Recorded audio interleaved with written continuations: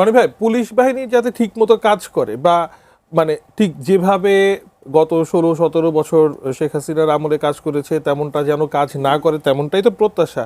তো নতুন সরকার গত 6 মাসে কি উদ্যোগ নিয়েছে বা আমরা কিভাবে আশান্বিত হব যে বিএনপির আমলের সেই পুলিশ বাহিনী ঠিক আগের মতো পেটোয়া বাহিনীতে পরিণত হবে না?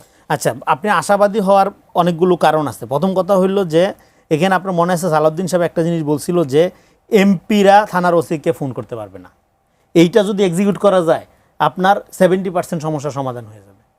আপনার মানে দলীয়করণ, পুলিশের দলীয়করণ এটা শুরু হয় কি যে সেটা তো একটা তত্ত্ব দিলেন আর কি, মাঠ পর্যায়ে মাঠ পর্যায়ে কি বিএনপি ছাত্র দলের নেতা অ্যারেস্ট হয় নাই? ছাত্র দলের আপনার যারা আপনার এই বিভিন্ন রকম ক্রাইমে যুক্ত হয়েছে অ্যারেস্ট করা হয় নাই? এমপির পুত্রকে তো অ্যারেস্ট করছে, এরকমও তো আছে। তো আপনার এই জহুরুল হলের আপনার জসিমউদ্দিন হলের ছাত্র দলের নেতা এখনও জেলে। সো আপনার আইনের শাসন মানে কি?